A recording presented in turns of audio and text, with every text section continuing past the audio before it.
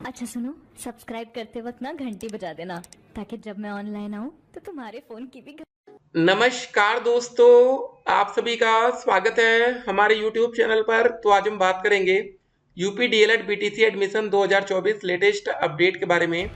तो आज हमारी तारीख हो चुकी है 2 जुलाई 2024 की। बड़ी अपडेट में सबसे पहले बात करेंगे आज की ब्रेकिंग न्यूज। जी हाँ दोस्तों, बहुत से बच्चों का एक ही सवाल है, क्या सर डीएलएड बंद हो जाएगा? जी हाँ दोस्तों, बहुत से बच्चे बस यही सुनना चाहते हैं कि डीएलएड बंद हो जाए।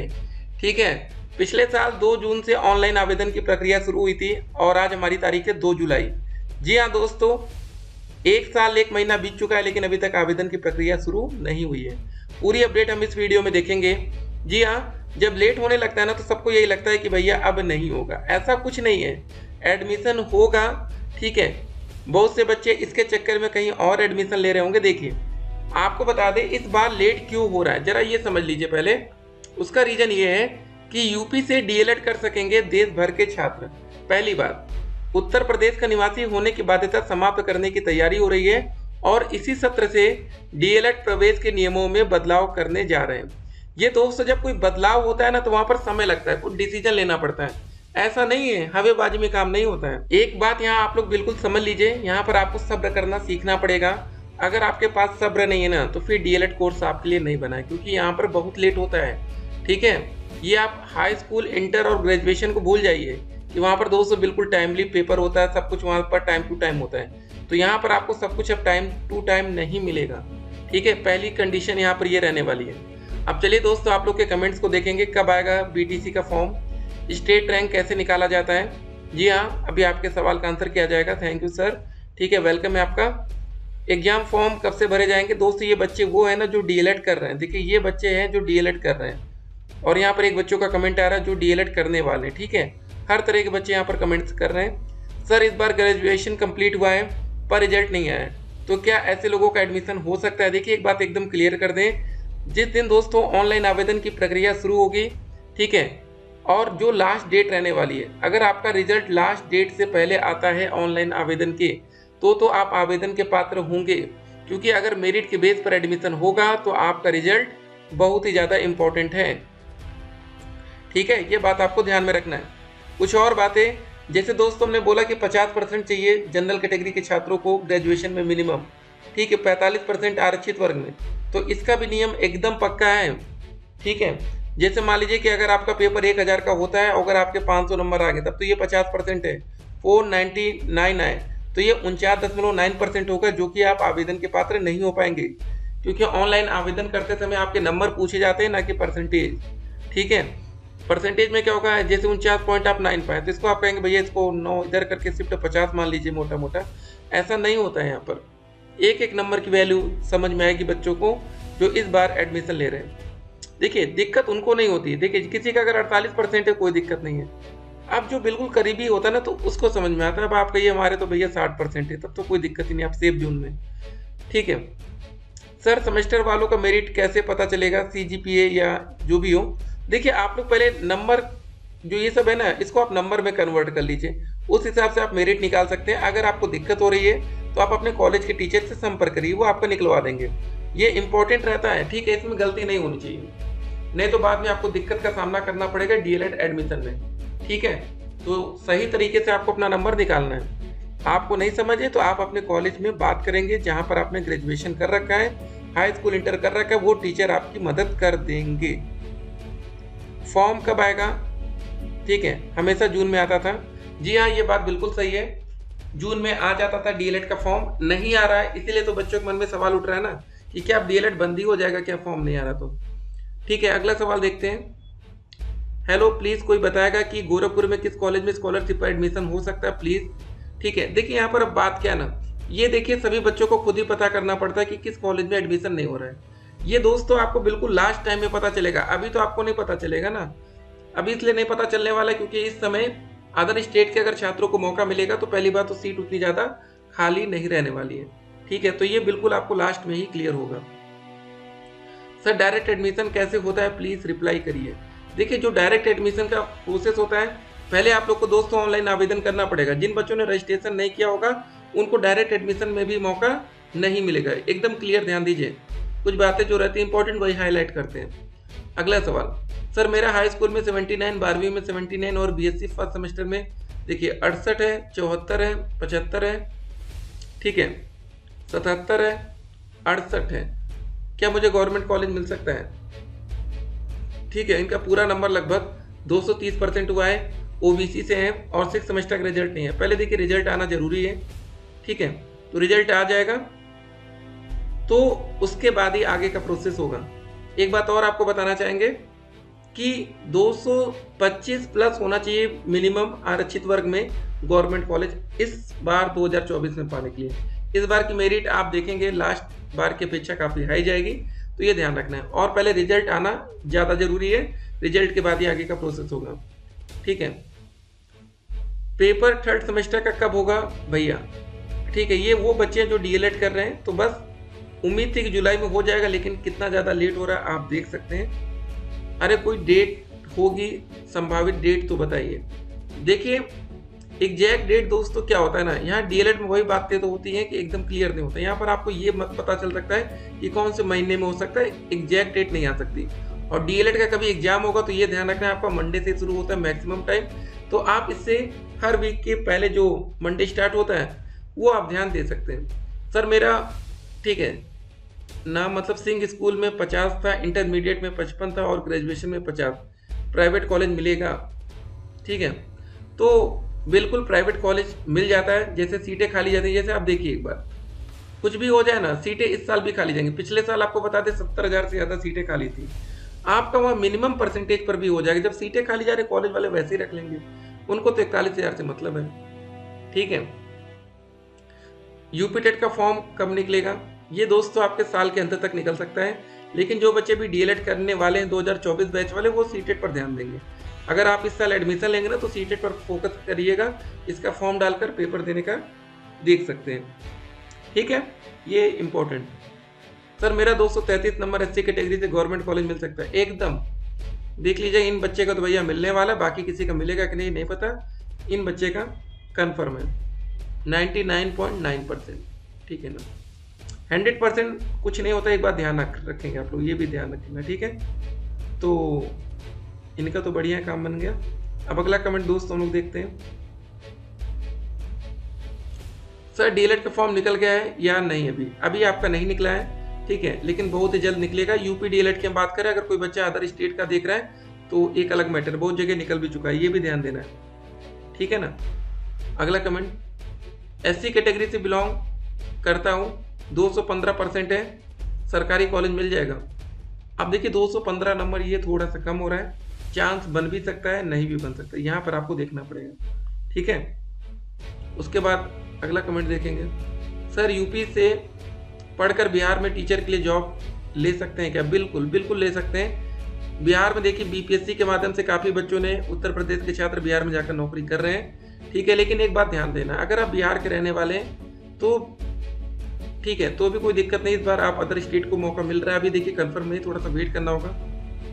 सर बैक पेपर की फीस कितना होता है? फीस देखिए ज़्यादा नहीं होता, कॉलेज वाले आपसे ज़्यादा पैसा लेते हैं, हर बार 200 फीस में चेंजेस होता है, तो नोटिफिकेशन जैसे आएगा ना उसका, तो आप वहाँ पर ध्यान दे सकते हैं, ठीक है।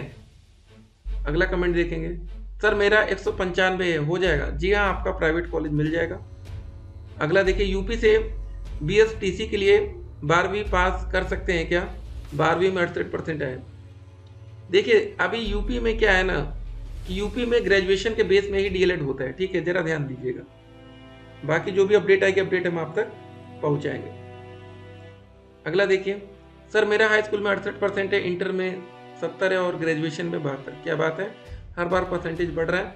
हमको कौन सा कॉलेज मिलेगा? आपको भी प्राइवेट कॉलेज के ही पास आएगा, ठीक है। Hello sir, can you tell me when DElEd form come, I need to apply date?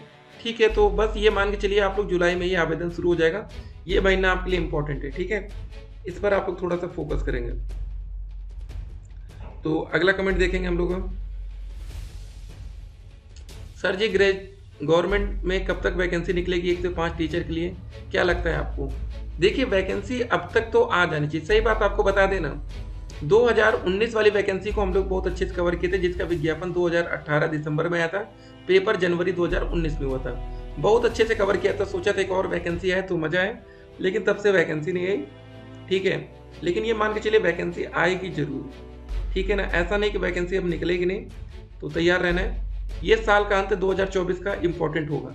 Vacancy दोस्तों यूपी में दिसंबर महीने के आसपास ज़्यादा देखने को मिलती है, क्योंकि उस समय यूपी टेट का एग्जाम भी होता है।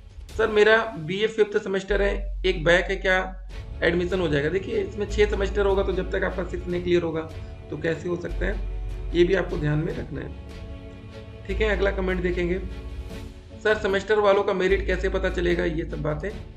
ठीक है, तो आपको हर सेमेस्टर का नंबर टोटल निकाल कर ही जोड़ जाड़ कर निकालना पड़ेगा, नहीं तो अगर आपको नहीं समझ में आता तो कॉलेज से पूछ लीजिए। सर मेरा बीएससी का 6 सेमेस्टर का रिजल्ट नहीं आया, तो रिजल्ट का वेट करना पड़ेगा आपको, पहले रिजल्ट जरूरी होता है यहाँ पर। ठीक है, अगला सवाल देखते हैं। 251% डायट प्रयागराज मिल सकता है? बिल्कुल मिल जाएगा आपको भाई, इतने गजब के नंबर है, आप जैसे लोगों को ही तो मिलेगा। जी हाँ, 240 के ऊपर पाने वाले बच्चे एकदम सिक्योर में।